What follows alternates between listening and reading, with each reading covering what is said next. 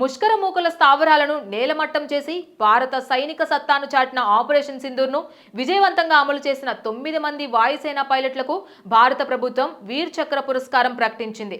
సర్వ సైన్యాధ్యక్ష హోదాలో రాష్ట్రపతి ద్రౌపది ముర్ము పలువురికి గ్యాలంటరీ అవార్డులను కూడా ప్రకటించారు. యుద్ధ కాలంలో ఇచ్చే మూడో అత్యున్నత గ్యాలంటరీ అవార్డు అయిన వీర్ చక్రను వాయుసేనకు చెందిన 9 మంది పైలట్లకు ప్రకటించారు. గ్రూప్ కెప్టెన్లు రంజిత్ సింగ్ సిధు, మనీష్ అరోరా, అనిమేష్ పట్ని, కునాల్ కల్రాలకు వీర్ చక్ర ప్రకటించారు. Wing commander Joy Chandra, squadron లీడర్లు Sarda Kumar, Siddhant Singh, Rizwan Malik, flight lieutenant A ఠాకూర్లకు వీర్ చక్ర ప్రకటించారు. ఆర్మీ తరఫున colonel Kosang Lamba, lieutenant colonel Sushil Bisht, అలాగే నాయిబ్ సుబేదార్ సతీష్ కుమార్, రైఫిల్ మ్యాన్ సునీల్ కుమార్లకు వీర్ చక్ర దక్కింది.